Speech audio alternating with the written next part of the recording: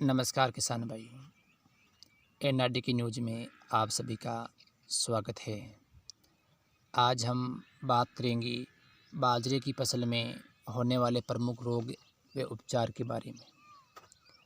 राजस्थान के कई क्षेत्रों में बाजरे की फसल 2 से ढाई महीने की हो चुकी है और जिन किसान भाइयों की फसल 2 से ढाई महीने की हो गई है उस फसल में बाजरे के सिट्टे आने लग गए हैं। कुछ स्थान ऐसे हैं जहां अभी बाजरे की फसल छोटी है, लेकिन जहां बाजरे की फसल अभी बड़ी हो गई है और सिट्टियां आने लग गई है, उस समय किसानों के सामने कई समस्याएं आती है।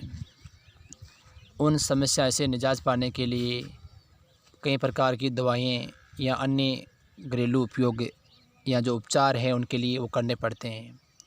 तो वैसे ही बाजरे की फसल में सबसे बड़ा एक रोग या मानो समस्या आती है, वो आती है चेपा रोग हो जाता है बाजरे के अंदर, जिसके कारण बाजरे के सिट्टे में से गोंद जैसे पदार्थ बाहर निकलने लग जाते हैं और इस रोग के कारण कई प्रकार की जो अन्य बीमारियां हैं वो भी सिट्टे के अंदर लग जाती है, जिसके कारण बीज नहीं बनते हैं। यदि बीज बनते हैं तो भी वो हमारे लिए उपयोग में लेने लायक नहीं होते हैं।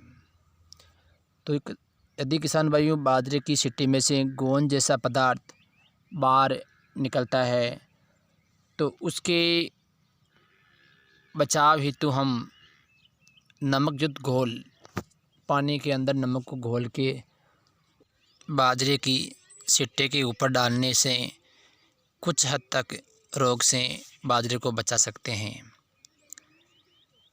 यदि बाजरे की फसल छोटी है और हमें ऐसा लगता है कि आने वाले समय में कुछ समस्या आ सकती है, तो उसके लिए हम कार्बाइड एंजाइम का उपयोग भी कर सकते हैं।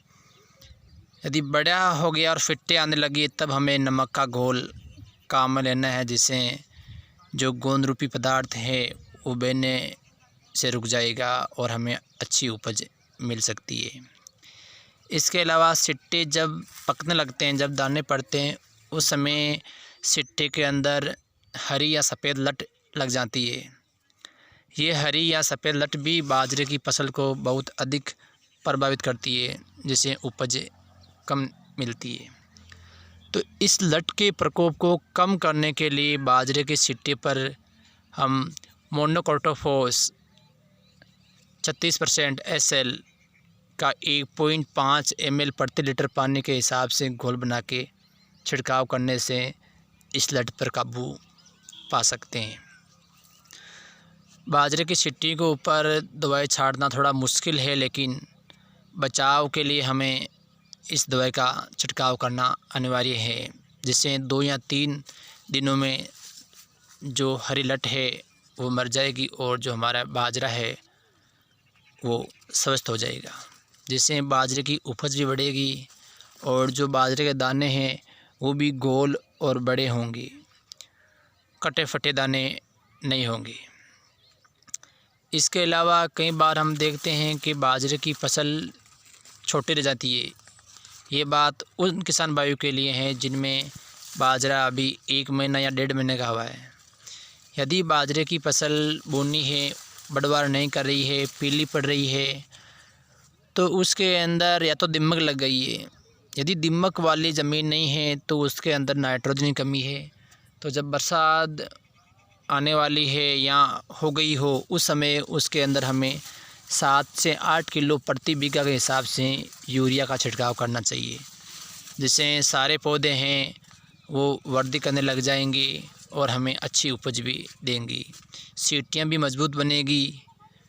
यदि आपके क्षेत्र में दीमक का प्रकोप है तो आप यूरिया के अंदर फोरेट भी मिला के छिड़काव कर सकते हैं, जिससे भी हमें बाजरे की फसल को वृद्धि करने के लिए उपयुक्त जगह मिल जाएगी और बाजरे की फसल आराम से वृद्धि करेगी और हमें अच्छी उपज प्राप्त होगी। इस बार राजस्थान के कई क्षेत्रों में बारिश की कमी है, जिसके कारण किसान भाई हैं वो उचित प्रकार की दवाई या जो यूरिया है उसका छिड़काव नहीं कर सके और जिसके कारण जो फसलें हैं वो छोटी रह गई। तो आने वाले 3 से 4 दिनों में राजस्थान के कई क्षेत्रों में बरसात होने की संभावनाएँ नज़र आ रही हैं। तो बरसात होने के बाद ही आपको दवाई का स्प्रे करना है, नहीं तो आपकी जो फसल है वो ख़राब हो सकती है। ऐसे ही फसलों के बारे में रोग व कीटों से निदान पाने के लिए आप लगातार हमारे वीडियो देखते रहें। धन्यवाद।